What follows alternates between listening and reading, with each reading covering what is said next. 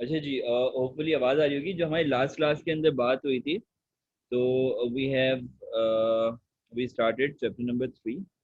सही है। और फिर बीच में थोड़ी सी बारिश आ गई थी, थोड़ी ज़्यादा आ गई थी, तो उस वजह से, और फिर 9-10 मुहर्रम की वजह से भी, और फिर सिग्नल ड्रॉप रहने की वजह से भी, और बहुत सारी वजह की वजह से हम लोग क्लासेस नहीं ले पाए।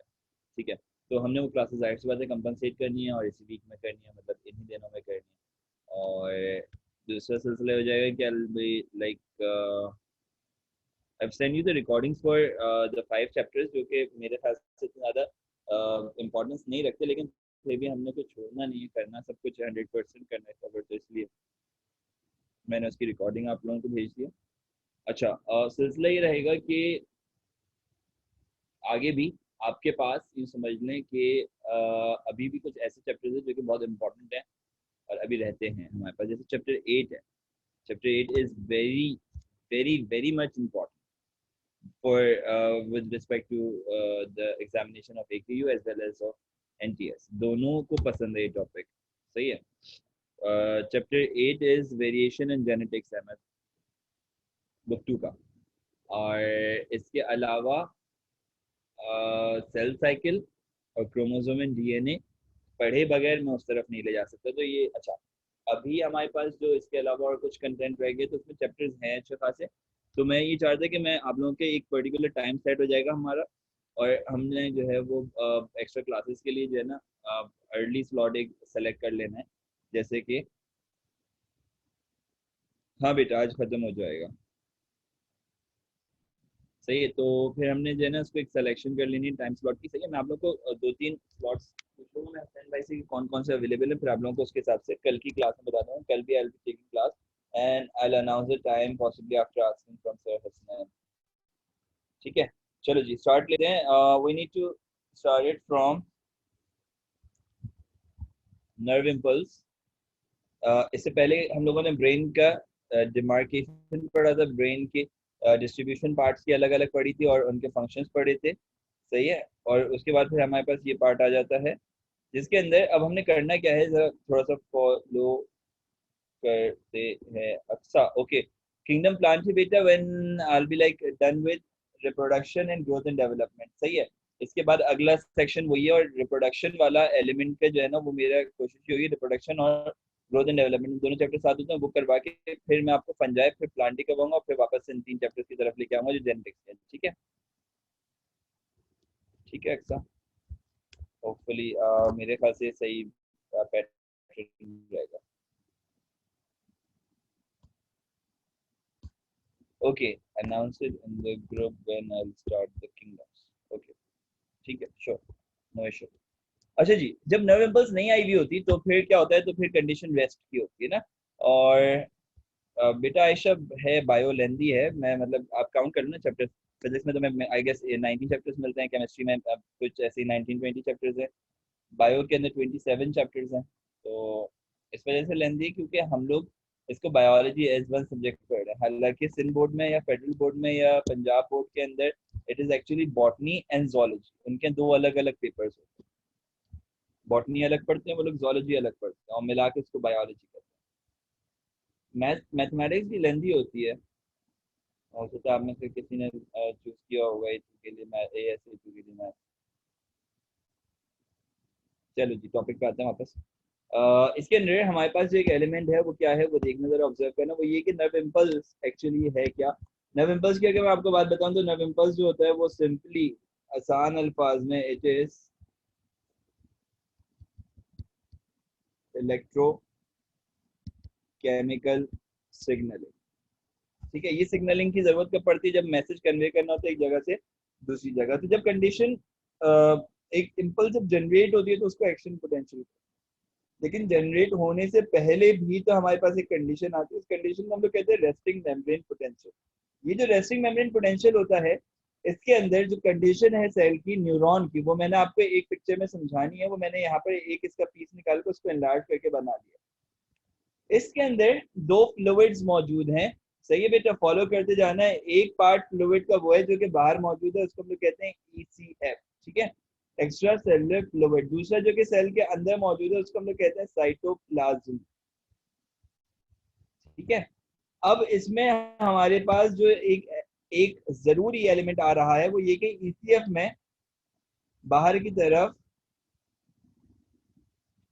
सोडियम आयन की कंसेंट्रेशन ज्यादा होती है। ऐसा नहीं है पोटेशियम आयन नहीं है, लेकिन सोडियम आयन कंसेंट्रेशन वाइज ज्यादा होती है। ठीक है, और इसी तरह से जब सोडियम बाहर ज्यादा है तो अंदर पोटेशियम की कंसेंट्रेशन ज्यादा होती है। होपफुली समझ में आ जाए।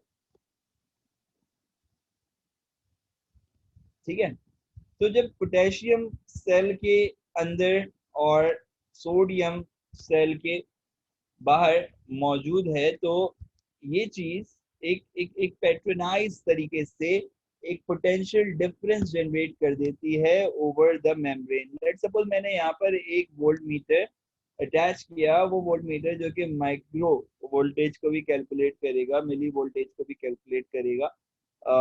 तो यहाँ पर डिफ्लेक्शन शो हुई मेरे पास,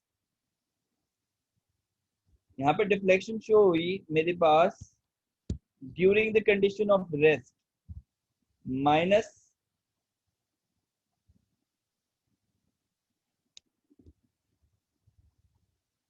चलो 70 पे नहीं लेके जाते, लेट्स जस्ट मेक इट 65। मैं एग्जैक्टली सिनबोर्ड वाली बुक को फॉलो कर रहा हूँ, सही है। माइनस 65 मिली वोल्ट शो हो रहा है अक्रॉस द मेम्ब्रेन ऑफ न्यूरोलीमा, जिसके एक तरफ सोडियम आयन और दूसरी तरफ पोटेशियम आयन मौजूद है। ये संभाल 65। अच्छा जी, एवरेज कितना जाता है? एवरेज जाता है -55 से लेके -75 या 85 तक भी। और यही चीज बढ़ जाती है जब आप बात करते हो कार्डिक मसल में, वहां पे वोल्टेज जो है वो ज्यादा होता है। अच्छा जी, अब कंडीशन एट रेस्ट क्या थी? अब क्या, सोडियम बाहर पोटेशियम अंदर, जैसे ही इम्पल्स आई तो इम्पल्स के आने की वजह से एक्शन पोटेंशियल जनरेट हुआ। ये एक्शन पोटेंशियल जनरेट होना ही एक्चुअली इम्पल्स है। तो ये एक्शन पोटेंशियल जनरेट कैसे होता है? दो फेजेस में होता है। Phase one is depolarisation, phase two is repolarisation. And when talking about phase one, तो फेज वन में हमारे पास सोडियम आयन सबसे पहले सेल के अंदर जाएगा, जिसको हम लोग कहते हैं सोडियम इनफ्लक्स। अभी पोटेशियम अंदर ही मौजूद है, ठीक है। सोडियम आयन अंदर जा रहा है, that is known as sodium influx through a channel called sodium gated channel. It's a protein channel and membrane in neurolemma.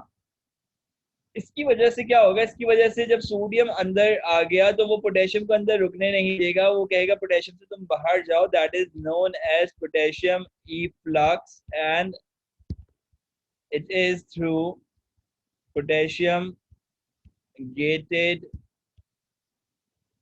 channel. जब सोडियम अंदर आया तो एक मजे की बात बताता हूँ, जहां पे सोडियम था वहां पे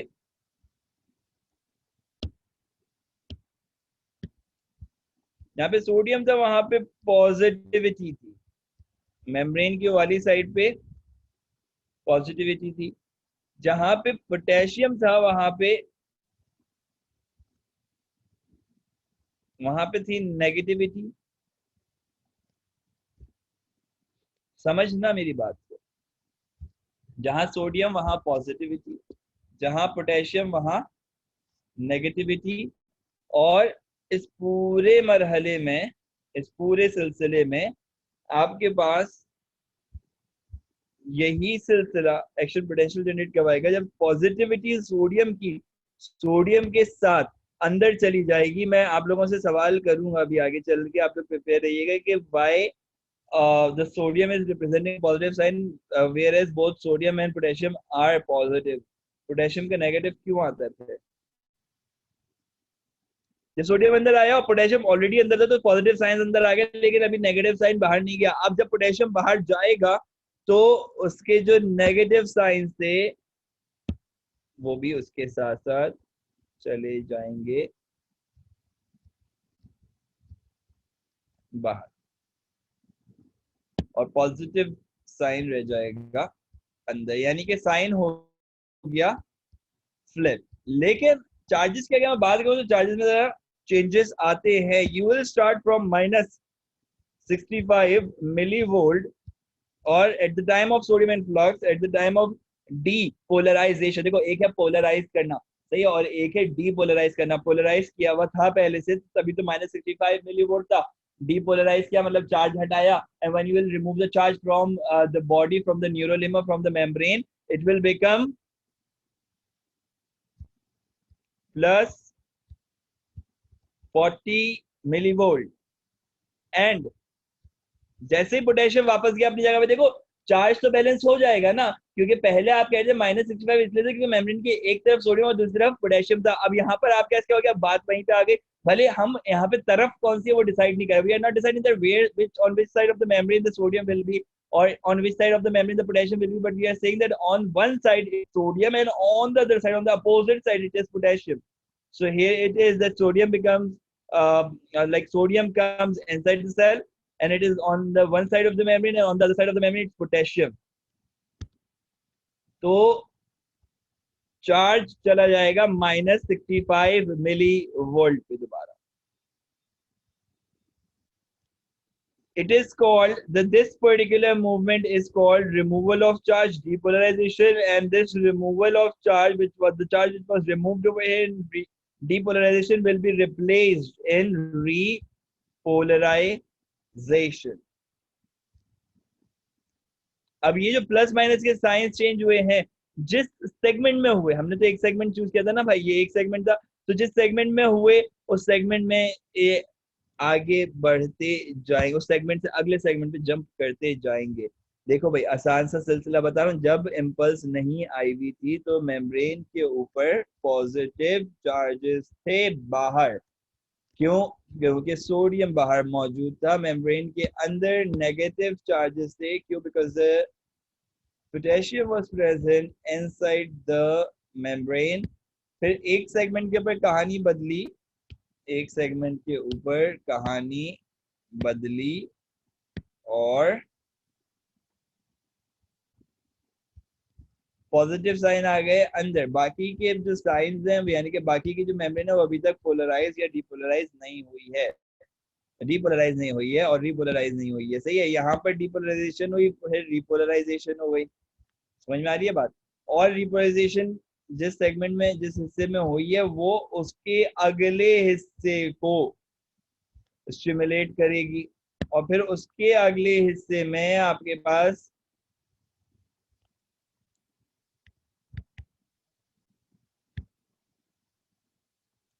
यहाँ से चार्जेस जाना शुरू हो जाएंगे वापस,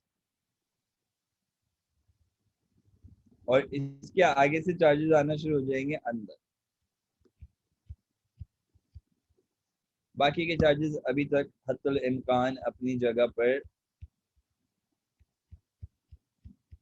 रास्ता है, मौजूद हैं, जो कि अब फर्दर आगे बढ़ेंगे तो बैक एंड के ऊपर चीजें बैलेंस होती है। इतनी आसानी से नहीं होती, ये जो मैं डायग्राम में बस ऐसा प्लस बाहर बना दिया, इतना आसान नहीं है ये करना। ये अभी हमने इसका एक मरहला, एक चैप्टर, एक एक एलिमेंट, एक यूनिट इसके अंदर और समझना है, तो फिर बात होगी मुकम्मल। तो आप अभी ऑब्जर्व क्या कर रहे हो कि इम्पल्स जो है वो कहाँ से शुरू हुई थी और कहाँ आ गई।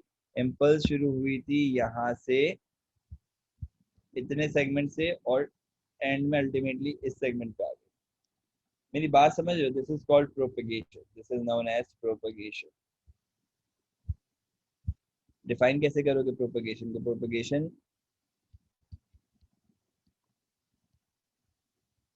it is movement of, it is movement। Hania बेटा प्रोपेगेशन रिपीट करूं तो डेफिनेशन सुन लो। It is movement of charges, charges का मतलब depolarisation, repolarisation, from the start यानी कि from the soma to the end यानी कि टू द एक्सॉन टर्मिनल, ठीक है।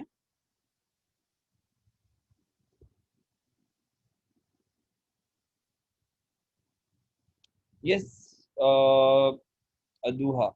Is impulse moving in along with positive charges? Yes, it's moving with both positive and negative charges because it says it is actually propagating ना आगे की तरफ। वो कैसे propagate करेगा? जो सोडियम था वो आगे की तरफ से फिर अंदर आ जाएगा मजीद, और पोटेशियम मजीद बाहर चला जाएगा, फिर और आगे चला जाएगा। फिर अब ये जो बैलेंस होगा चार्जेस का, जब तक ये बैलेंस ना हो, यानी कि जो पॉजिटिव है पॉजिटिव की जगह पर, जो नेगेटिव नेगेटिव की जगह पे वापस ना आ जाए, तब तक, जब तक वापस ना आ जाए तब तक क्या नहीं हो सकता? No new impulse can be generated until the sodium and potassium get back on their places. Yeah, get back. Yeah, दूसरी बात है get back वाली तो sodium and potassium are reversed. ठीक है। अब सही है, हो गया ये सब प्रोपेगेट किया, एक्सॉन टर्मिनल तक पहुंच गए, इस हिस्से पे पहुंच गए जहाँ पे मोटर एंड प्लेट लिखा हुआ है। यहाँ से या तो एक न्यूरॉन दूसरे न्यूरॉन को ट्रांसमिट करता है इम्पल्स, या फिर एक न्यूरॉन मुइज सर, जब सोडियम पॉजिटिव अंदर आता है पोटेशियम पॉजिटिव बाहर निकल जाता है, और vice versa. Yes, vice versa. अच्छा, तुम्हारा सवाल है कि जब सोडियम पॉजिटिव अंदर आएगा तो एलिवेटर, इसको तो रिमूव करो एनोटेशन को। अच्छा, तुमने अधूरा सवाल पूछ लिया मुझसे शायद, मैं दोबारा से इसको एक दफा रिपीट करता हूँ। देखो जी, जब रेस्ट में थे, सही है, सब सुन ले जरा, रिव्यू हो जाएगा सबका। जब रेस्ट में थे तो सोडियम बाहर था, पोटेशियम अंदर था। जहां सोडियम था वहां पॉजिटिविटी थी, जहां पोटेशियम था वहां नेगेटिविटी थी। ठीक है, हालांकि होते दोनों ही पॉजिटिव है। मैं इस बात का भी जवाब देता हुआ चलूँ ना हाथ के हाथ, कि मैंने आपसे पूछा था अभी थोड़ी देर पहले कि ऐसा क्यों होता है। तो भाई ऐसा इसलिए होता है कि सोडियम का मॉलिक्यूलर वेट होता है कम, विद रिस्पेक्ट टू पोटेशियम का मॉलिक्यूलर वेट होता है ज्यादा। सही है जी। तो it is potassium molecular weight than sodium. तो हम इसको अगर बैलेंस करने चलते हैं तो हमारे पास दूसरे जो आयंस मौजूद हैं साइटोप्लाज्म में और ईसीएफ में, उनको देखते हुए हमें इसको बैलेंस कैसे करना पड़ेगा कि यहाँ पर आप रखोगे 3 सोडियम आयन, तो यहाँ पे आप रखोगे 2 पोटेशियम आयन, तो 3:2 का रेशियो बनता है, जो कि अल्टीमेटली कहलाता है 3 पॉजिटिव और 2 पॉजिटिव। तो जो 2 पॉजिटिव है वो एक्चुअली कम पॉजिटिव है, तो जो कम पॉजिटिव है वो एक्चुअली इसी कम पॉजिटिविटी की वजह से नेगेटिव चार्ज रिप्रेजेंट कर रहा है। और कम पॉजिटिव है कौन? कम पॉजिटिव है पोटेशियम। तो पोटेशियम क्या शो कर रहा है? इस वजह से पोटेशियम शो कर रहा है नेगेटिव चार्ज। ठीक है भाई, डन है? ओके, क्लियर है ये बात सबको? जल्दी जल्दी से बताओ, क्लियर है सबको ये बात? नहीं है, कोई रिप्लाई नहीं आ रहा आज। ओके, अधूहा को क्लियर हुई है, बस बाकी सब बोल रहे हैं पता नहीं क्या पढ़ा दिया आज। ओके, अच्छा अच्छा, अब आना शुरू हो गया, रिप्लाई आना शुरू हो गए। ओके, ठीक है। तो मेजोरिटी को बात क्लियर हो गई कि ऐसा क्यों है।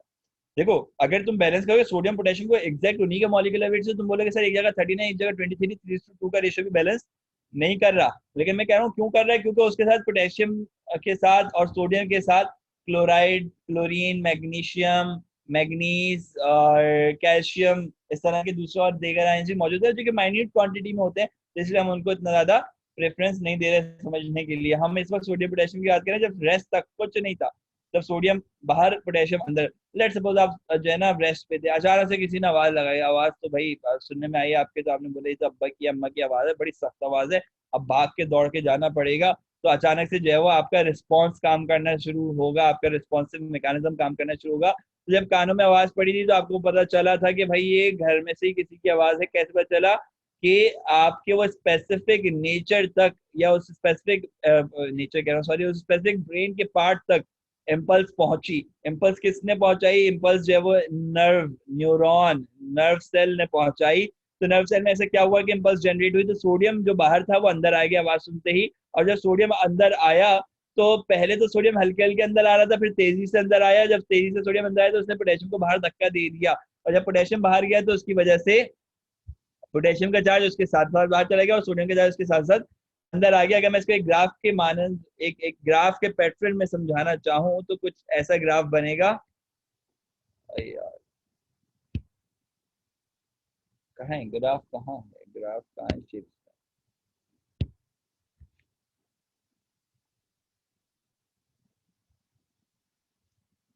ओके जी, सो ग्राफ कैसा बनेगा, ग्राफ कुछ कुछ कुछ ऐसा बनेगा, ऐसा बनेगा, एक मिनट।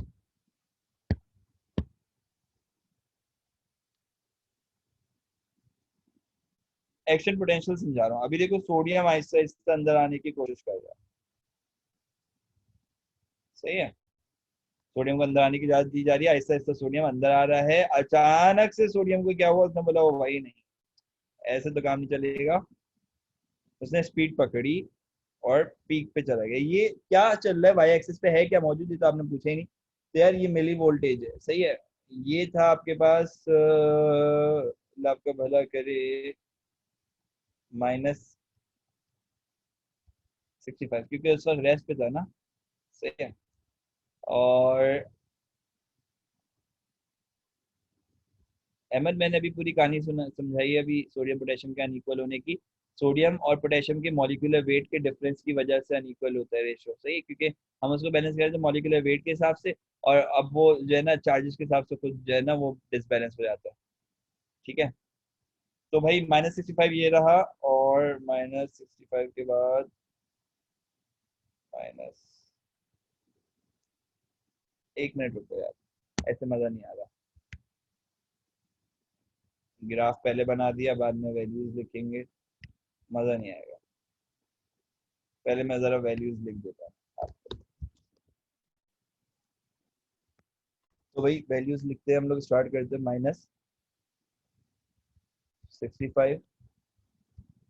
-55, -45, -35, -25 और 15, 5, 0 और +5, +15, +25, +35 एंड +45। ठीक है, +40 तक जाते हैं ना इसलिए।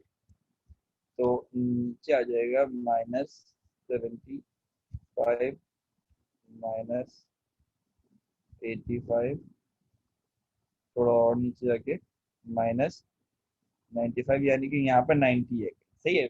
एक्स एक्सिस की बिल्कुल मेन लाइन पे। अब इम्पल्स आई, आप पहले थे रेस्ट में, आप रेस्ट में थे, इम्पल्स आई, सोडियम इन्फ्लक्स होना शुरू हुआ। सोडियम ऐसा ऐसा बढ़ा, -55 पे उसका थ्रेश होल्ड था, -55 तक पहुंचा। उसके बाद उसको पता नहीं क्या हुआ, उसने बोला ऐसे स्लो स्लो नहीं जाऊंगा, मैं जाऊंगा तेजी से, सही है। उसने कहा मैं जाऊंगा तेजी से, स्लो नहीं जाऊंगा, तो ये शूट कर गया +40 तक, फिर वापस आया, सही है। फिर जो वापसी का सफर तय किया, थोड़ा सा छोटा हो गया, तो जो वापसी का सफर तय होता है। अबे यार आज हाथ सही नहीं चल रहा बच्चों।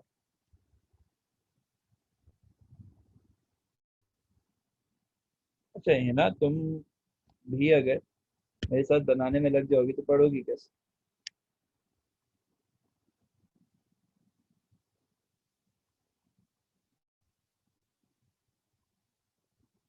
Like this, finally. ठीक है भाई, तो नीचे एक्स एक्सिस पे हम लोग टाइम ले लेते हैं, मिली सेकेंड्स का। तो यार ये इस तरह से काम कर रहा है कुछ, है ना बेटा, प्लीज ये नोटेशंस ऑफ कर दो या इसको रिमूव कर दो किसी तरह से। नहीं, मुझे फिर ये वो करना पड़ेगा, बंद करके दोबारा खोलना पड़ेगा, क्या करूं। हाँ वो आप एनोटेशन, मुझे अंदाजा है वो हो जाता है। आप एनोटेशन ऑफ करोगे ना अपने पास से चला जाएगा। ओके चलो ठीक है। अच्छा जी, अब इसके अंदर क्या होता है, इसके अंदर एक बड़ा सिंपल सा मैकेनिज्म है साथ में समझने वाला ना कि यार ये थ्रेशोल्ड क्या है और थ्रेशोल्ड के बाद की कहानी क्या है। तो यार थ्रेशोल्ड जो है वो आपके पास है -55 तक का एलिमेंट, और ये जो पूरा सिलसिला चल रहा होता है इसको आप कहते हो एक्शन पोटेंशियल। इसका यूं ऊपर जाना, एक्शन पोटेंशियल पहले स्लो अपटेक होता है फिर रैपिड अपटेक होता है, और इसको हम लोग कहते हैं एक्शन पोटेंशियल। ठीक है। ये जो एक्शन पोटेंशियल का मैकेनिज्म होता है, इस मैकेनिज्म में आप अगर पीक तक पहुंच गए तो आप यानी कि डीपोलराइजेशन कंप्लीट कर गए। सही है। और वहां से जब आप वापस आ रहे हैं तो आप रिपोलराइज कर रहे हैं। और ये जो एक्स्ट्रा थोड़ा सा आप आ गए, ये जो थोड़ा सा एक्स्ट्रा आ गए, जो थोड़ा सा एक्स्ट्रा ऐड हो गया, ये कहलाता है हाइपर पोलराइजेशन। क्या कहलाता है ये? हाइपर पोलराइजेशन की कहानी बिल्कुल अलग से समझाऊंगा, उसको अभी हटा दो। तो यार पोटेशियम बाहर आएगा जब सोडियम अंदर चला जाएगा। सही है, चार्जेस चेंज होंगे और ये पूरी कहानी ऐसे बन जाएगी। लेकिन इस पूरे सिनेरियो के अंदर एक चीज है समझ में आने वाली, वो ये है कि ये आगे प्रोपेगेट करता चला जाएगा और impulse nerve to nerve, neuron to neuron चलेगी, और अल्टीमेटली वो पहुंचेगी एक मोटर एंड प्लेट पर। ठीक है। अच्छा जी, अब यहाँ तक की जब बातें समझ में आ गई हैं, क्लियर हो गई हैं, तो फिर अगला मरहला हमारे पास आता है साइनैप्स का। और साइनैप्स के मरहले में हमारे पास एक एलिमेंट, एक जरूरी एलिमेंट जो है वो क्या है वो समझिएगा। एक होती है आपके पास, एक मिनट देना।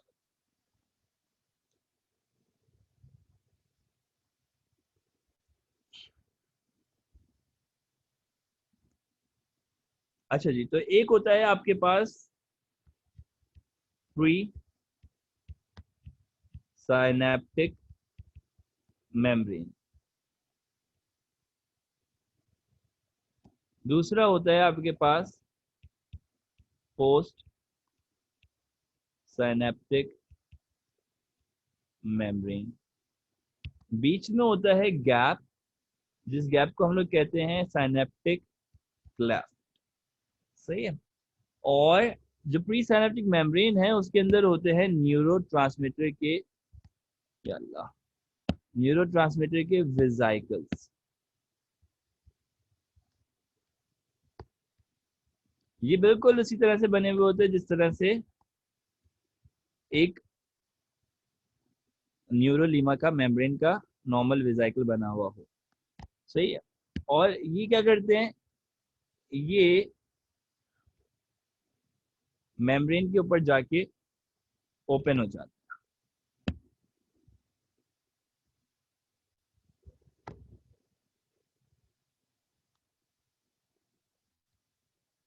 Like this.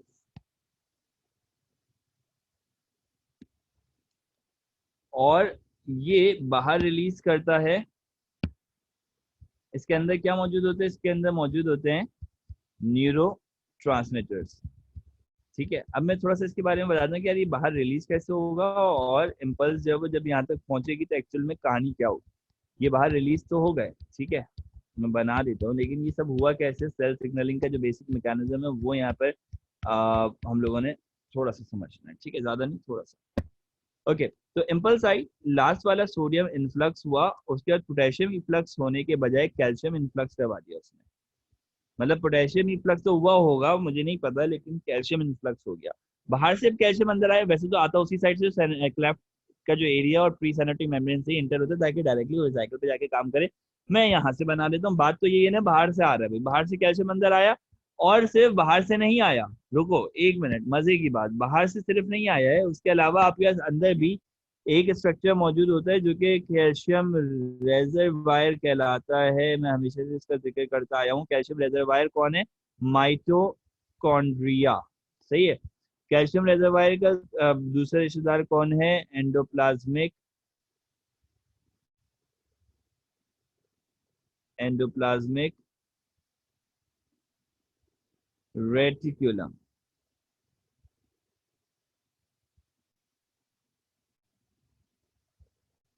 तो भाई ER, और ये नजर भी आ रहा है, इसमें पता नहीं कितना छोटा छोटा बनाया जा रहा है। एंडोप्लाज्मिक रेटिकुलम और माइटोकॉन्ड्रिया, ये दोनों भी क्या करते हैं, ये दोनों भी भाई कैल्शियम रिलीज करने में लग जाते हैं। कैल्शियम चाहिए, बहुत सारा कैल्शियम चाहिए होता है। दो पॉजिटिव बनाते हैं, यहाँ से भी कैल्शियम आएगा। ये जो बहुत सारे कैल्शियम है भाई, ये जाता है और ये जाके कुछ वेसिकल सेलेक्ट कर लेता है और उनको जो है ना ले जाता है मूव करवाते हुए, और रप्चर करवा देता है, ओपन करवा देता है प्री सिनेप्टिक मेम्ब्रेन पर।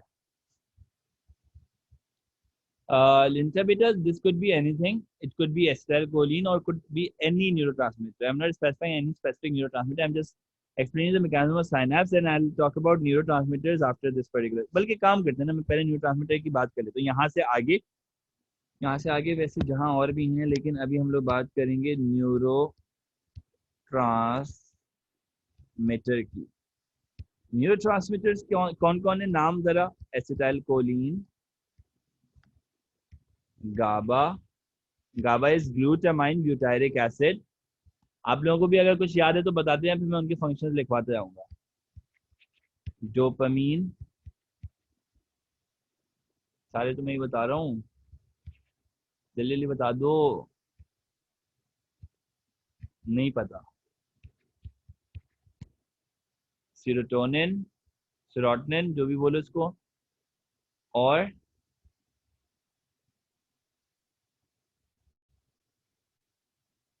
अच्छा जी लेंता तुम्हें डोपामिन का पता है, चलो मैंने बस ये रखा, ज्यादा नहीं करते। चलो मुझे भी इसके आगे याद नहीं आ रहा है अभी, और हैं तो बहुत सारे। न्यूरोट्रांसमीटर्स क्या होते हैं, दे आर केमिकल सेकेंडरी,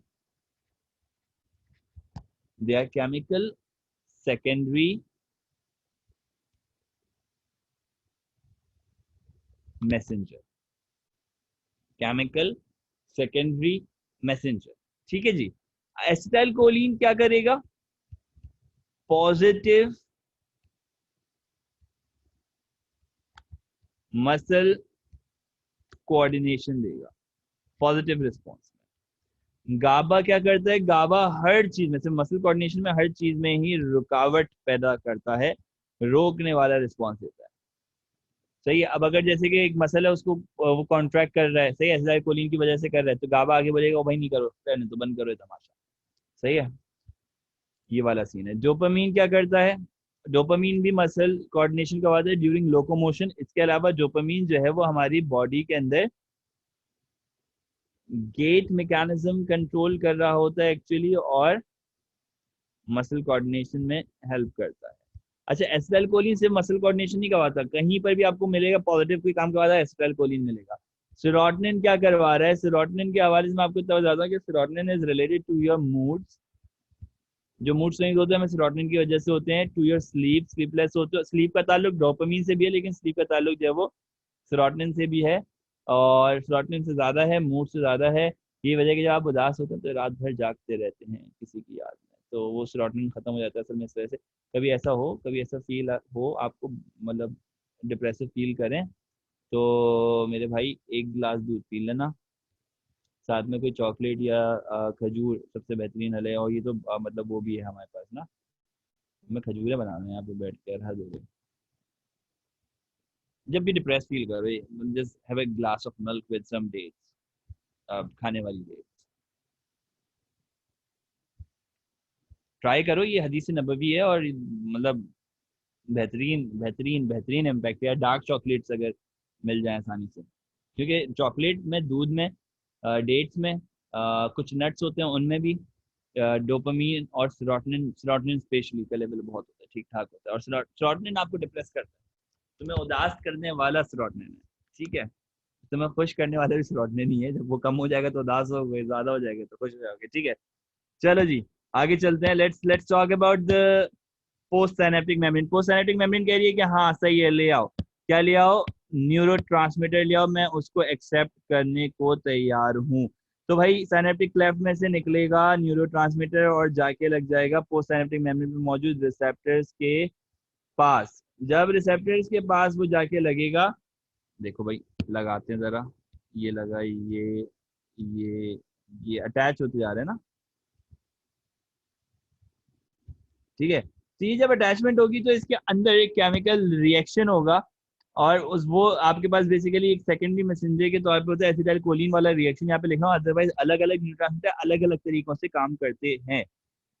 तो एसिटाइल कोलिन कैसे क्या होगा, साइक्लिक एडिनोसिन मोनोफॉस्फेट बनेगा out of ATP, cyclic adenosine monophosphate. यही चीज बारहा रिपीट होगी, साइक्लिक एडिनोसिन मोनोफॉस्फेट वाली।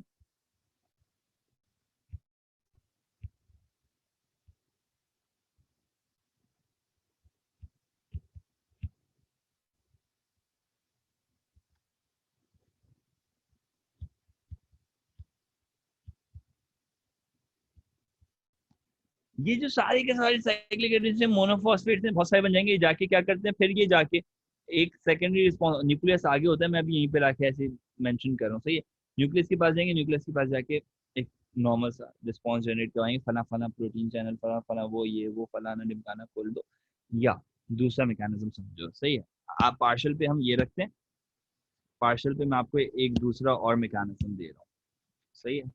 इसको हटाओ, आसान तरीन जो कि इससे ज्यादा कॉमन है, वो क्या है, वो ये है कि जहां पर ये एसिटाइल कोलिन लगा था, वही वाला पार्ट, वही वाला हिस्सा, वही वाली जगह से वही चैनल आपके पास सोडियम इनफ्लक्स करवाएगा। ये जो सोडियम इनफ्लक्स होता है ना, ये थोड़ा कम होता है। ये कम मतलब किस सेंस में मैं कह रहा हूँ, ये कम इस सेंस में होता है बेटा कि ये थ्रेशोल्ड तक पहुंचाएगा, ये -55 तक मिलीवोल्ट तक वोल्टेज पहुंचाएगा, जिसके बाद जो चैनल यहाँ पर मौजूद है, जो चैनल यहाँ पर मौजूद है, वो खुल जाएगा for the sodium influx. Sodium influx के लिए वोल्टेज गेटेड चैनल खुल जाएगा, सही है। तो जब वोल्टेज गेटेड चैनल खुलेगा तो फिर बहुत सारा सोडियम अंदर आ जाएगा, जब बहुत सारा सोडियम अंदर आएगा तो फिर पोटेशियम बाहर जाएगा। तो ये सोडियम पोटेशियम की कहानी कुछ ऐसे मुझे मेरे टीचर ने समझाई, जिन्होंने बोला भाई एक कमरा है, उसके 3 दरवाजे हैं, एक कमरा है उसके 3 दरवाजे हैं, एक दरवाजे का नाम है सोडियम गेटेड चैनल, दूसरे का नाम है पोटेशियम गेटेड चैनल, और बीच में एक और दरवाजा है, उसका नाम है ATPase channel. Sodium potassium ATPase कह लो उसको, या सोडियम पोटेशियम पंप कह लो उसको इन सिंपल वर्ड्स। अभी पंप की तो बात आएगी, बस इसके बाद फौरन आने वाली है। बोले कमरे के बाहर लड़के हैं बहुत सारे, कमरे के अंदर लड़कियां हैं, लड़कों ने देखा अंदर लड़के लड़के होते हैं बदमाश, सही है, उन्होंने अंदर झांका and they just intrude inside the room. जब वो एक आएगा, पहले दूसरा आएगा, फिर 3 4 आएंगे, फिर बहुत सारे आ जाएंगे, सही है। तो वो जो जब थोड़े थोड़े आ रहे थे ना, तो वो बेसिकली आ रहे थे न्यूरो ट्रांसमीटर की वजह से, और जब वो बहुत सारे आए कमरे के अंदर, तो फिर वो आ गए वोल्टेज गेटेड चैनल के थ्रू, सही है। इतने में क्या हुआ, इसको आपने बोला डीपोलराइजेशन हो गई, से सोडियम का अंदर आना। इतने में क्या हुआ, पोटेशियम यानी कि खातून से खवातीन से बात बर्दाश्त नहीं, उन्होंने चीखा चिल्लाया और दूसरे दरवाजे से कमरे के बाहर चली गई। तो सोडियम इनफ्लक्स हो गया और पोटेशियम इफ्लक्स हो गया, ठीक है। तो ये बात के अंदर जो अब असल मकसद था ना, मैं वो बताने जा रहा हूँ। इस बात को सुनने के बाद जो है ना, आप लोग हो सकता है कि मेरे ऊपर वो एंटी फेमिनिस्ट वाले चार्जेस लगवा दें, लेकिन ये सिर्फ और सिर्फ, मैं दोबारा से इस बात को रिपीट करूँ, ये सिर्फ और सिर्फ आपको समझाने के लिए, याद रखवाने के लिए कि देखो भाई सोडियम क्या है, सोडियम में लड़के, जहाँ लड़के होते हैं वहां क्या होती है, वहां होती है पॉजिटिव। मैं आगे कुछ नहीं बोलूंगा, ठीक है जी। चलो, मोटर एंड प्लेट तक इस तरह से कहानी पहुंच जाती है। और मोटर एंड प्लेट क्या है, motor end plate is mostly muscle और अ ग्लैंड, ठीक है। साइनैप्स हो गया हमारे पास, हमारे पास आई गेस सारी चीजें कंप्लीट हो गई, ठीक है।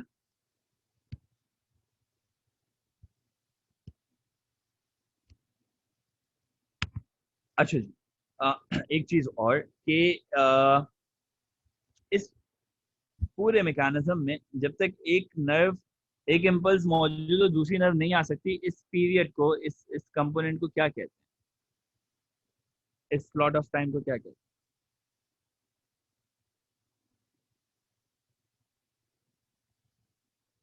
आजकल आप लोगों के रिस्पॉन्सेज बहुत हल्के हो गए, मेरे ख्याल से नींद नींद आ रही है। इसको कहते हैं refractory period. Faiza Qureshi, thank you बेटा। इज नोन एज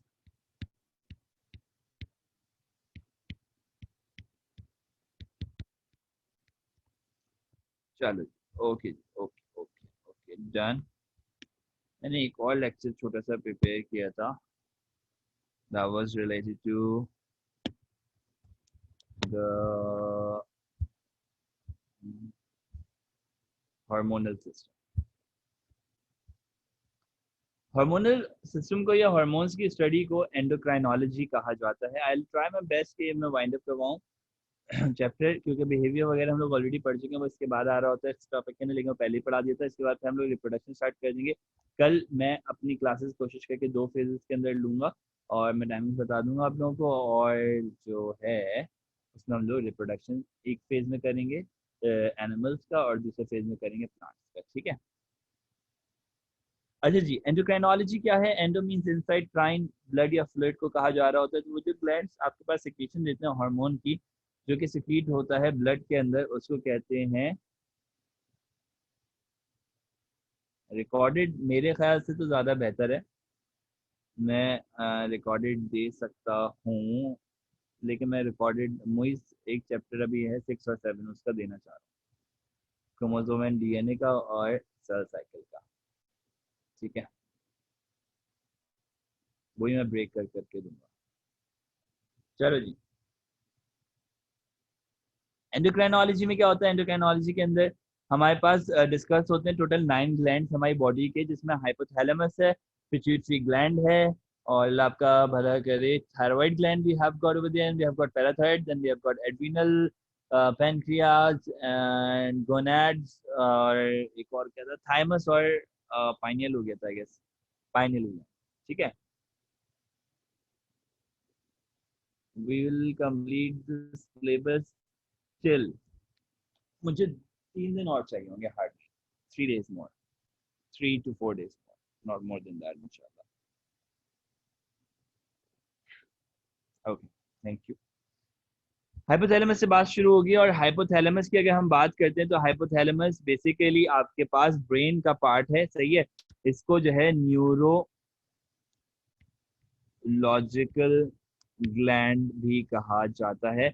इसको मास्टर ग्लैंड कंसीडर नाम से नहीं करते, मास्टर ग्लैंड पिट्यूटरी ग्लैंड का ही नाम है, लेकिन फिर भी इसको मास्टर ग्लैंड मैं कंसीडर इसलिए करवाऊंगा क्योंकि पिट्यूटरी की बहुत सारी सिक्रीशन इसकी वजह से कंट्रोल हो, ठीक है। अब जरा फॉलो करना, एंटी डायरेटिक हार्मोन और ऑक्सीटोसिन, 2 सिक्रीशन यहाँ से आएंगी, यहाँ से सिक्रीट नहीं होंगी, सिक्रीट वो पिट्यूटरी करेगा, ठीक है। एडीएच क्या करता है? एंटी मतलब नहीं, डाई मतलब dilute, uretic urine formation hormone, dilute urine formation नहीं करने वाला हार्मोन, यानी कि फिर क्या करने वाला भाई? कंसंट्रेटेड करने वाला ना, डायरेक्ट डायरेक्ट बोलो तो कैसे कंसंट्रेट करते हैं यूरिन को? वाटर की री एब्जॉर्प्शन इंक्रीज करके, वो इस हार्मोन का काम है। इसको वेजोप्रेसिन भी कहा जाता है, इसको एक और नाम वेजोप्रेसिन है। ऑक्सीटोसिन, ऑक्सीटोसिन कहाँ गया भाई, कहाँ गया, ये रहा। ऑक्सीटोसिन एक बहुत इंपॉर्टेंट सिक्रीशन है during the delivery of foetus. Oxytocin uterine contraction करवाने के काम आता है, और ना सिर्फ uterine contraction to expel out the foetus, सही है, बल्कि ये जो सकलिंग होती है बेबी की ड्यूरिंग लैक्टेशन, लैक्टेशन ओके, सही है, यानी कि ड्यूरिंग ब्रेस्ट फीडिंग, तो ये स्टिमुलेट करता है एरियोलर पार्ट, या एरियोलर पार्ट स्टिमुलेट होता है सकलिंग की वजह से निपल का, और वो ऑक्सीटोसिन की सिक्रीशन बढ़ाता है। तो ये उस बिहाफ के ऊपर क्या करता है, उस बिहाफ पे ये milk secretion formation, milk secretion करवाना होता है, ठीक है। लास्ट ट्राइमेस्टर या सेकंड या late second trimester of pregnancy से भी जो है ना ऑक्सीटोसिन की सिक्रीशन बढ़ना शुरू हो जाती है। अच्छा जी, पिट्यूटरी ग्लैंड, पिट्यूटरी ग्लैंड में आप सिंप्लीफाई करोगे अगर चीजों को तो 2 हिस्से हैं, anterior lobe posterior lobe. Human में, मैमल्स में अदर देन ह्यूमन 3 लोब्स होते हैं, एंटीरियर, मिडिल लोब और फिर पोस्टीरियर लोब। तो जो एंटीरियर लोब है वो है एडिनो हाइपोफाइसिस, और जो पोस्टीरियर लोब है वो है न्यूरो हाइपोफाइसिस। जो आपके पास एडिनो हाइपोफाइसिस पिट्यूटरी ग्लैंड का एंटीरियर लोब है, वो ट्रॉपिक और ग्रोथ रिलेटेड सिक्रीशन, 2 तरह की सिक्रीशन देता है, जिसमें से एक आपके पास आता है थायराइड स्टिमुलेटिंग हार्मोन, जो कि स्टिमुलेट करता है जो कि स्टिमुलेट करता है किसको, स्टिमुलेट करता है थायराइड ग्लैंड को। सही है जी, थायराइड ग्लैंड को स्टिमुलेट किया है भाई, ज्यादा सिक्रीशन दो, एसिटाइल कोलिन, ओहो सॉरी सॉरी सॉरी, एन एसीटीएच क्या था, एन and adrenocorticotropic hormone, okay adrenocorticotropic hormone. यहाँ तक की बात सबकी समझ में आ चुकी है ना, किसी को कोई सवाल तो नहीं है, ऐसे नहीं हम अपने में लगे जाओ तुम लोगों के सवाल जमा होते जा रहे हैं। भाई क्लियर है, ओके ओके लिख के भेज दो जरा जल्दी से, क्लियर है तो, अगर मेरी बात आपकी समात हो तो सही अंदाज में पहुंच पा रही है तो स्क्रॉल अप कर देते हैं, रिपीट कर देते हैं, पूरा रिपीट करूँ शुरू से। अच्छा देख लो एक दफा, हाइपोथैलेमस जो होता है ना, हाइपोथैलेमस जो है वो एडीएच और ऑक्सीटोसिन देता है। एडीएच का काम होता है वाटर एब्जॉर्प्शन करवाना किडनी के अंदर, ऑक्सीटोसिन के दो काम है, एक डिलीवरी करवाना यूट्रस को कॉन्ट्रैक्ट करवा के, और दूसरा है मिल्क सेक्रीशन करवाना जब ब्रेस्ट फीडिंग हो रही हो तब, ठीक है। अच्छा जी, दूसरी तरफ आता है पिट्यूटरी ग्लैंड। पिट्यूटरी ग्लैंड के दो लोब्स होते हैं, एक एंटीरियर देखो यहाँ पे बना हुआ है, दूसरा पोस्टीरियर, ठीक है। जो एंटीरियर लोब है उसकी दो तरह की सिक्रीशंस हैं, एक है ट्रॉपिक और एक है ग्रोथ रिलेटेड सिक्रीशन। जो कि ट्रॉपिक सिक्रीशन है उसमें thyroid stimulating hormone thyroid gland को स्टिमुलेट करेगा, एड्रीनोकॉर्टिकोट्रोपिक हार्मोन एड्रीनल ग्लैंड के कॉर्टेक्स पार्ट, एड्रीनल ग्लैंड जो किडनी के पास है उसके कॉर्टेक्स पार्ट को स्टिमुलेट करेगा। और फिर आ जाते हैं GNH, gonadotropin hormones, gonads tropin ट्रोपोज, डायरेक्शन देना, गोनेड्स को डायरेक्शन देने वाले हार्मोन।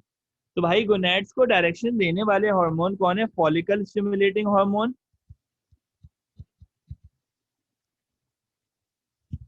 और ल्यूटिनाइजिंग हार्मोन, ठीक है। एलएच क्या करता है, एलएच ओव्यूलेशन करवाता है, ये अभी हम लोग पढ़ेंगे आगे चल के, ठीक है। एफएसएच क्या करता है, एफएसएच एग फॉर्मेशन करवाता है, सही है, फॉलिकल भी बनवाता है उसके चारों तरफ, लेकिन असल तो एग ही है ना, ठीक है जी। प्रोलैक्टिन क्या करता है, प्रोलैक्टिन ग्रोथ रिलेटेड सिक्रीशन है, आ वहीं से ही रहा है, कहीं और से नहीं आ रहा। एसीटीएच क्या करता है, एसीटीएच एड्रीनल ग्लैंड को स्टिमुलेट करेगा। देखो सारी की सारी चीजें दूसरे ग्लैंड्स को स्टिमुलेट कर रही हैं, वो एड्रीनल ग्लैंड को स्टिमुलेट कर रहा है, ये ओवरी को स्टिमुलेट कर रहे हैं, दोनों मेल में भी होते हैं लेकिन टेस्टिस को स्टिमुलेट नहीं करते, सही है। कॉज स्टिमुलेशन ऑफ एस्ट्रोजन है, बिल्कुल बिल्कुल बिल्कुल है। और एलएच की वजह से जो है वो प्रोजेस्टेरोन आता है, और एफएसएच की वजह से जो है वो एस्ट्रोजन सिक्रीट होना शुरू हो जाता है। एलएच की वजह से प्रोजेस्टेरोन तभी आता है खाली जब जो है प्रेगनेंसी एनहांस हो रही हो, यानी फर्टिलाइजेशन हो चुकी हो, प्रेगनेंसी हो रही हो, होने वाली हो, सही है, ठीक है भाई। अब आता है आपके पास सोमैटोट्रोपिन। सोमैटोट्रोपिन ग्रोथ हार्मोन को कहते हैं, और अगर मैं सोमैटोट्रोपिन के हवाले से बताऊं तो भाई ये आपके पास बॉडी का वेट साइज वगैरह इंक्रीज, बॉडी इंक्रीज करता है, ठीक है, प्रोटीन सिंथेसिस बढ़ाकर, प्रोटीन बढ़ाकर। प्रोलैक्टिन क्या करता है, प्रोलैक्टिन जो है वो मिल्क प्रोडक्शन करवाता है, तो ये दोनों प्रोडक्शन से रिलेटेड हार्मोन्स है, ग्रोथ से रिलेटेड हार्मोन्स है। मिल्क फॉर्मेशन जो होगी ना, milk production, milk formation memory gland में, ब्रेस्ट में, वो प्रोलैक्टिन की वजह से। तो याद कैसे रहेगा, प्रोलैक्टिन लैक्टोज से, सही है, लैक्टोजन, सही है, बच्चों का दूध आता है ना, लैक्टोजन, लैक्टोजिना वगैरह वगैरह वगैरह, तो उससे प्रोलैक्टिन याद रखना, ठीक है। प्रो मतलब अर्ली स्टेज हो गया, यानी कि ये बनना आने जा रहा है, सही है। सोमैटोट्रोपिन या ग्रोथ हार्मोन, ग्रोथ हार्मोन आ जाता है नाम तो समझ में आता है। सोमैटो, सोमैटिक सेल से याद रखोगे, ट्रोपिन ट्रोपोज डायरेक्शन देने वाले, सोमैटिक सेल्स को डायरेक्शन देने वाले किस चीज के लिए, एनहांसमेंट के लिए, उनकी रिप्रोडक्शन के लिए। ये सोमैटोट्रोपिन ग्रोथ हार्मोन अगर ज्यादा आ जाए ना बचपन में, तो तुमने देखा हो कुछ लोग होते हैं जिनके कद 7 फीट 8 फीट होते हैं, सही है, बड़े हो जाते हैं बहुत, सही है, जब ग्रोथ हार्मोन बचपन में ड्यूरिंग चाइल्डहुड अगर ज्यादा हो जाए तो। और एक्रोमेगाली क्या है, बड़े हो गए, अब बोन्स फ्यूज हो चुकी हैं, अब कद नहीं बढ़ेगा, तो इसमें कद नहीं बढ़ता तो बॉडी जो है ना वो हॉरिजॉन्टली चौड़ी हो जाती है। तो ये कब होता है, जब एडल्ट स्टेज में आपके पास ग्रोथ हार्मोन ज्यादा हो जाए तो। और डार्फिज्म क्या है, उल्टा कर लो बिल्कुल, ग्रोथ हार्मोन कम हो जाएगा अगर बचपन से ही, तो फिर आपके पास डार्फिज्म आया तो कद छोटा रह जाता है, ठीक है। अच्छा जी, इसके बाद आपके पास आता है थायराइड ग्लैंड। थायराइड ग्लैंड की अगर बात करें तो थायराइड ग्लैंड में फॉलिकल्स होते हैं जो कि थायरोक्सिन नामी हार्मोन बनाते हैं। इसमें सी सेल्स होते हैं जो कि कैल्सिटोनिन नामी सिक्रीशन देते हैं। तो पहले फॉलिकल से आने वाले थायरॉक्सिन की बात करते हैं। ये थायरॉक्सिन जो सिक्रीट होता है वो टेट्रा आइडो थायरॉक्सिन की शक्ल में सिक्रीट होता है, जिसको T4 के नाम से जानते हैं आप। फिर ये एक्टिवेट किया जाता है, टारगेट सेल में पहुंच चुके तो ये बना देता है ट्राई आइडो थायरॉक्सिन, जिसको T3 के नाम से जानते हैं आप।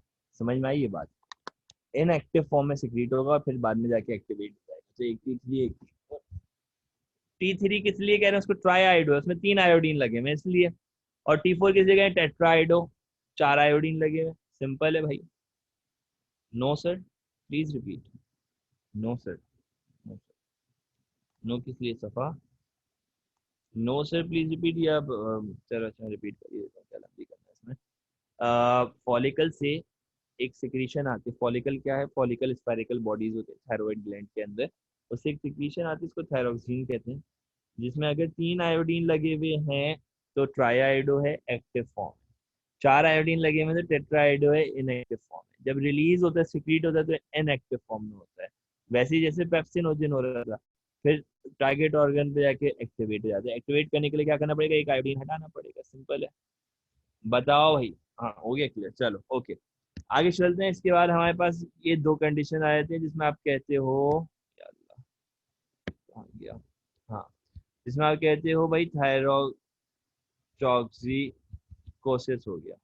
इसको मैं थोड़ा सा एनहांस करके लिख देता हूँ, या इसको हटाते हैं क्योंकि इतना स्पेस नहीं होगा फिर बिला वजह मैंने इसमें एलोकेटेड जगह रखी हुई है पहले से। तो भाई एक तरफ आप क्या रहता है? हाइपर थायरॉइडिज्म, दूसरी तरफ आ जाता है आपके पास हाइपो थायरॉइडिज्म। हाइपरथायरॉइडिज्म में T3 या T4 की सिक्रीशन बढ़ जाती है, और हाइपो में T3 या T4 की सिक्रीशन कम हो जाती है। आप में से किसी ने भी मुझसे नहीं पूछा सर ये T3 T4 समझ में आ गया, इनएक्टिव हो गया, एक्टिवेट हो जाएगा बाद में। लेकिन ये काम क्या करता है? तो it actually helps in metabolism. Am I talking about metabolism? तो यहाँ पे मेटाबॉलिज्म बहुत ज्यादा हो जाएगा। और यहाँ पे अगर आप बात करोगे मेटाबॉलिज्म की, मेटाबॉलिक एक्टिविटी रिड्यूस हो जाएगी, बहुत ज्यादा रिड्यूस हो जाएगी। ये जो बंदा था, ये इसकी बॉडी के अंदर जो है ना चीजें तोड़ फोड़ का शिकार ज्यादा है, कैटाबॉलिज्म का शिकार ज्यादा है। तो इसलिए मैं कहूंगा कि ये आपके पास जाएगा थिन लीन बॉडी। इसको डिप्रेशन भी होने लगेगा इसी वजह से।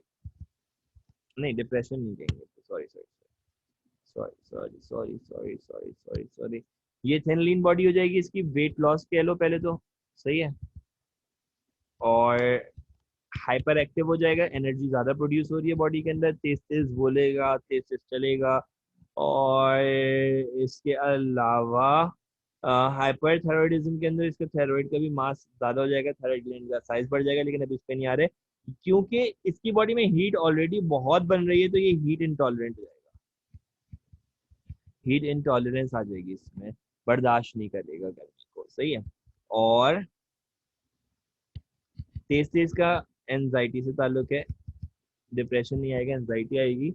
और इसके अलावा ब्लड ग्लूकोज लेवल हाई रहेगा। यहाँ पर आप जरा, ये मोटापे का शिकार हो गए, सुस्ती का, थकावट का शिकार हो गए, लिथार्जिक हो गए, ओबीज हो गए, इनएक्टिव हो गए, कोल्ड इंटॉलरेंट हो गए, कोल्ड इंटॉलरेंस आ गई, डिप्रेशन का शिकार, ब्लड ग्लूकोज लेवल डिप्लीटेड रहना, लो ब्लड ग्लूकोज। अब एक बंदे जो कि ओबीज है उसके पास ब्लड ग्लूकोज लेवल वैसे ही ज्यादा रहता है, लेकिन यहाँ पे ये उल्टे में चलेगा मामला। तो यार ये जो हाइपरथायराइडिज्म वाले ना, इसको एक्सोप्थेल्मस हो जाती है बीमारी। बीमारी का नाम एक्सोप्थेल्मस नहीं, उसकी कंडीशन है एक, उसकी आंखें जो है ना अफ्रीकनाइज हो जाती हैं, बाहर प्रोट्रूड कर जाते हैं बाकायदा, आधी से ज्यादा आंख बाहर निकल रही होती है। और इस बीमारी को ग्रेव्स डिजीज कहते हैं। इसके अंदर थायराइड का मास, थायराइड का साइज भी बढ़ जाता है, थायराइड साइज में बढ़ता है तो उसको क्या कहते हैं, उसको गोइटर कहते हैं। यहाँ पर आपके पास क्या होता है बीमारियों में, माइक्सेडिमा, पूरे स्किन के ऊपर पेट में लाल लाल स्ट्राया, निशान ऐसे बन जाते हैं जैसे किसी ने हंटर से मारा। ये इसकी क्लिनिकल प्रेजेंटेशन है। एक माइक्सेडिमा के साथ बंदा आएगा, बड़ी एज का बंदा होगा, और अगर सफेद स्किन है तो उस पर तो आपको प्रॉपरली प्रोमिनेंट ऐसे निशान लगेंगे जैसे किसी ने हंटर मारे हैं। सही है। माइक्सेडिमा में प्रोटीन का डिस्टर्बेंस हो जाता है कनेक्टिव टिश्यू के अंदर, स्पेशली मेटाबॉलिज्म की डिस्टर्ब होने की वजह से, मेटाबॉलिज्म लो होने की वजह से। ठीक है। और यही चीज बच्चों में क्रिटिनिज्म के नाम से मिलती है, क्योंकि थायराइड जो है वो डेवलपमेंट में बहुत हेल्प करता है, तो इस वजह से जब T3 T4 कम होगा बचपन में, इंटॉलरेंस लिखा है बेटा, intolerance, tolerance, something like this. ठीक है। तो क्रिटिनिज्म होगा तो मेंटल रिटार्डेशन लाजमी मिलेगी।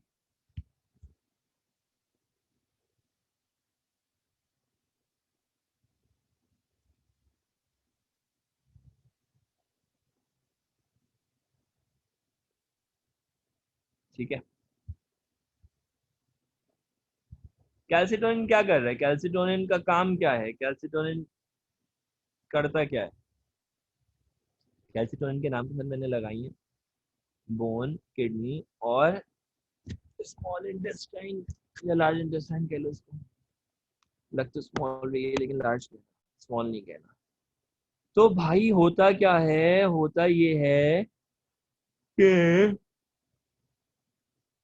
कैल्शियम आयन बोन पे आके लगेगा, इसकी वजह से कैल्शियम आयन किडनी से ज्यादा एक्सीड होगा इसकी वजह से, और स्टमक से, या यूं कह लो कि सॉरी स्टमक, इंटेस्टाइन से एब्जॉर्ब नहीं किया जाएगा। Otherwise, there are many multiple causes for hyper and hypothyroidism, but we would rather be talking about one single cause, जो कि आपके पास कह लो कि इनसफिशिएंसी है आयोडीन की। ठीक है। इसके अलावा मैं इसमें पॉइंट आउट नहीं करना चाहूँगा क्योंकि एक तो टॉपिक का हिस्सा नहीं है हमारा, और दूसरा ये कि फिर ये बहुत लंबी बहस चली जाएगी। ट्यूमर्स भी होते हैं बहुत सारे। सही है। इसके अलावा हाइपर फंक्शनिंग भी होती है, और पिट्यूटरी ग्लैंड का खराब होना भी इसकी एक बहुत बड़ी वजह होती है। ठीक है। चलो। अच्छा, पिट्यूटरी ग्लैंड की बहुत सी खराबियां हैं, लेकिन अब लाइक कोर्स का हिस्सा नहीं है तो मैंने स्किप कर दिया। ठीक है। आपकी बुक में भी नहीं होगी। यहाँ पर पैराथायरॉइड हार्मोन कैल्सिटोनिन के वाइस वर्सा काम कर रहा है, अगेंस्ट काम कर रहा है। सही है। वो बोन पे कैल्शियम लगवा रहा था, वो किडनी से कैल्शियम एक्सट्रेट आउट करता है, या इस पे लगा था, या इतना कम होता है ये काम कि मैं इसको निग्लेक्ट भी कर सकता, लेकिन ये काम बहुत ज्यादा है। सही है। तो कर क्या रहा है ultimately, calcitonin reduces the blood calcium level. Parathyroid hormone क्या कर रहा है, PTH, parathyroid hormone, parathyroid gland से जो सिक्रीट होता है, parathyroid hormone increases blood calcium level. अब ये जो आपके पास पूरी कंडीशन है, इस कंडीशन को आप कहते हो, ये जो आपके पास कंडीशन, इस कंडीशन को आप कहते हो कि ये दोनों एक दूसरे के एंटागोनिस्टिकली काम कर रहे हैं। ठीक है। फिर आता है आपके पास पेनक्रियास। पेनक्रियास क्या है, पेनक्रियास जो है वो आपके पास एक लीफ लाइक स्ट्रक्चर होता है, स्टमक के नीचे मौजूद होता है, और इसके 3 सेल्स होते हैं, आइलेट्स ऑफ लैंगरहैंस कहलाते हैं सेल्स ओवरऑल, और सेल्स का नाम है अल्फा, बीटा और डेल्टा सेल। अल्फा सेल जो है वो सिक्रीट करता है,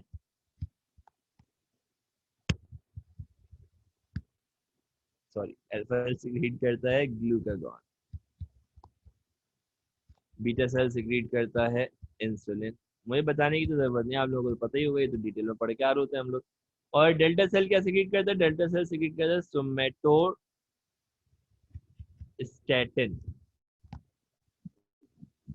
भाई सोमेटोट्रोपिन पढ़ा था, ग्रोथ बढ़ाने वाला, सोमेटोस्टैटिन स्टैटिक, रोकना, ग्रोथ रोकने वाला। ग्लूकागॉन क्या करेगा, ग्लूकागॉन ब्लड ग्लूकोज लेवल बढ़ाएगा, इंसुलिन ब्लड ग्लूकोज लेवल कम करेगा।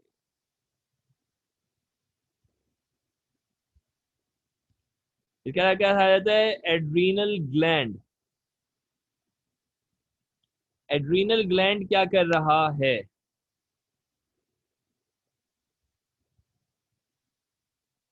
हमारी क्लास 11:15 तक थी, 11:30 तक थी। ये थोड़ी सी चीजें और रह गई हैं। अब मैं जल्दी से वाइंड अप करता हूँ, सॉरी मैं शायद ज़्यादा टाइम ले रहा हूँ। कहाँ स्क्रॉल अप करूँ? ओके, अच्छा 11:30 तक है, फिर तो सही है, अभी तो बहुत टाइम। मैं फिर भी जल्दी खत्म कर दूंगा टाइम से। ये लो था।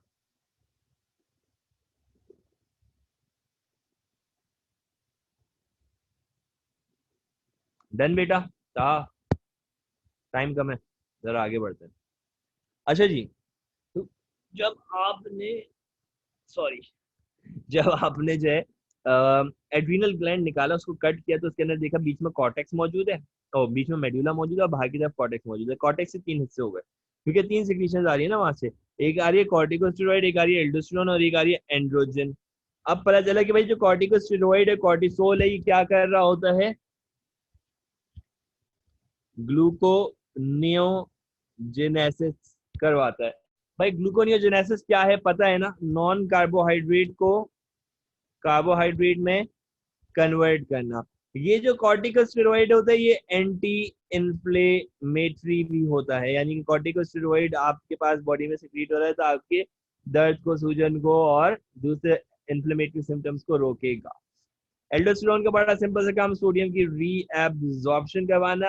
एंड्रोजन का बड़ा सिंपल सा काम सेकेंडरी सेक्सुअल मेल कैरेक्टरिस्टिक देना। जाहिर सी फीमेल में नहीं देगा कैरेक्टरिस्टिक एंड्रोजन, लेकिन होता है, और अगर इसकी तादाद बढ़ जाए तो फीमेल्स में भी हेयर सूटिज्म और डिफरेंट मेल मैस्कुलिनाइजेशन वाले सिम्टम्स अपेयर हो जाते हैं। एंड्रोजन की क्वांटिटी, एंड्रोजन की तादाद बढ़ती है। एक बहुत ही कॉमन डिजीज में कहते हैं पीसीओएस, पॉलीसिस्टिक ओवेरियन डिजीज, जिसकी वजह से हेयर सूटिज्म हो जाता है, दाढ़ी मूछें आ जाती हैं। ठीक है।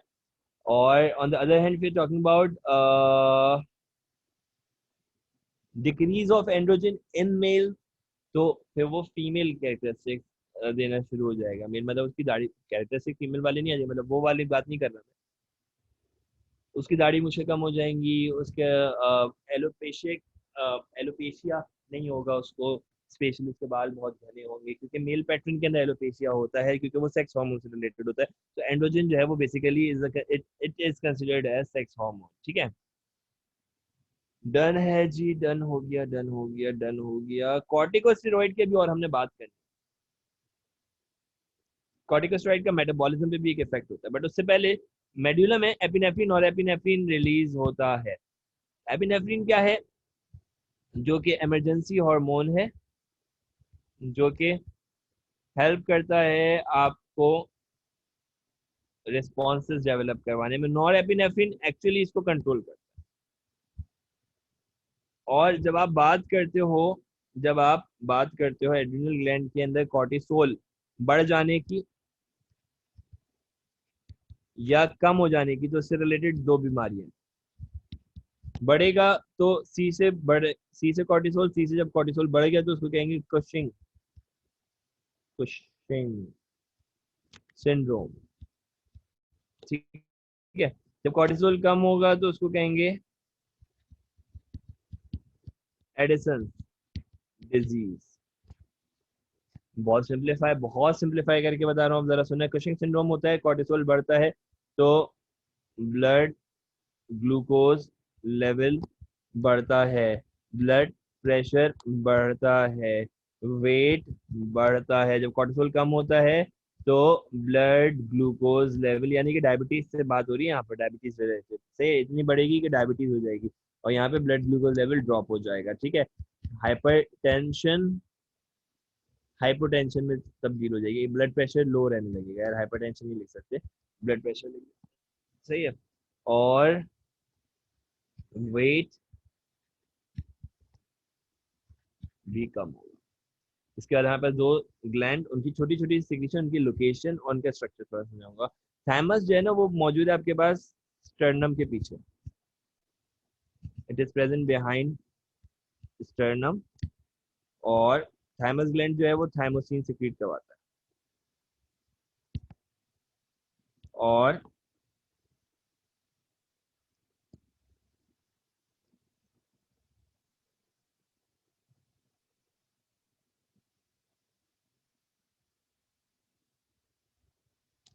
सॉरी, थायमोसिन सिक्रीट क्या आता है, और ये हेल्प करता है आपके पास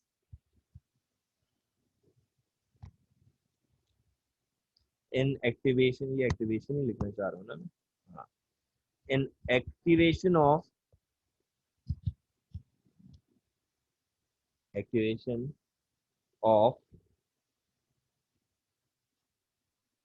लिम्फोसाइट। पाइनियल ग्लैंड क्या है? पाइनियल ग्लैंड एक छोटा सा ग्लैंड होता है ब्रेन के अंदर, ठीक है। और जब ब्रेन का जो ग्लैंड है पाइनियल ग्लैंड, इसके अंदर सेक्रीशन की है, इसके अंदर जो इसके अंदर से आने वाले हार्मोन की बात करें तो वो होता है मेलेटोनिन। मेलेटोनिन जो है वो सिरकाडियन रिदम्स, यानी कि 24 घंटे में होने वाले जो काम जो कि रिपीट होते हैं वो करवाता है। देखो इसके साथ मैंने वक्त से 5 मिनट पहले आपकी क्लास ऑफ कर दी है। अगर कोई सवाल है, कोई बात है जो कि समझ में नहीं आई हो तो पूछ लीजिए, क्योंकि हमारे पास चैप्टर नंबर 3 कंप्लीट हो चुका है।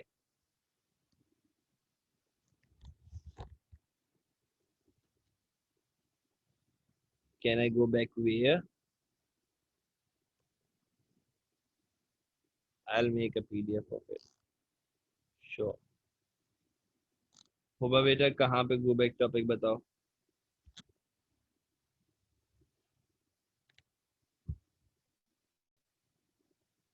डार्क एकदम, ओके, सही है।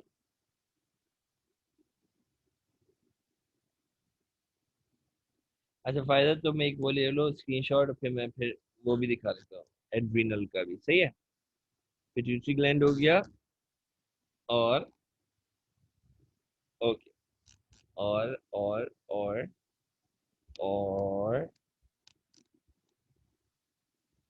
ये देखो भाई, ये आ गया क्या पूरा adrenal gland.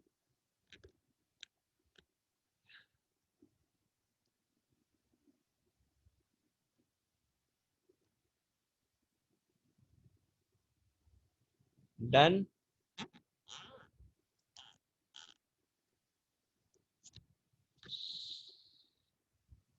So there is part in the notes page 142 where the skin is दूहा नहीं है स्किन तो कहीं पे भी मेरे ख्याल से ना, स्किन का तो कोई वो नहीं है सच पार्ट। थोड़ा बहुत है वो वेजो डायलेशन वेजो कंस्ट्रक्शन के अंदर, ये कि यू कैन से लाइक के how does the vasoconstriction vasodilation helps in temperature control, उसके अलावा और कुछ भी नहीं है, डरमिस और वो सब नहीं। स्क्रॉल डाउन कर दिया। पाइनियर ग्लैंड जो है ना वो लाइट से चलता है, लाइट सेंस कर सकते हैं, ये बात भी मेंशन कर लेना साथ में। और पाइनियर ग्लैंड के बारे में ये कि भाई it actually helps in circadian rhythm. Circadian rhythms are 24 hours में रिपीट होने वाला काम। अब लेट सपोज आप रोजाना रात को जो है ना वो 4 बजे सोते हो, या 6 बजे आपको नींद आना शुरू होती है, 10 बजे आती है, तो जितने बजे आएगी आपको उसकी आदत हो जाएगी, सही है। तो कहते हैं अगर आप कोई काम 40 डेज तक कर ले तो फिर उसकी आपको आदत पड़ जाती है, because of the pioneer gland, सही है, वो उसको कंट्रोल करता है, मेलाटोनिन जो है ना वो उसको कंट्रोल करता है। ओके भाई चलो, मैंने मिस किया है सर, आपने प्लांटर फंगस करा दिया है या मैंने मिस किया है? ना मैंने कराया है ना आपने किया है, ठीक है। चलो जी, अल्लाह हाफिज़।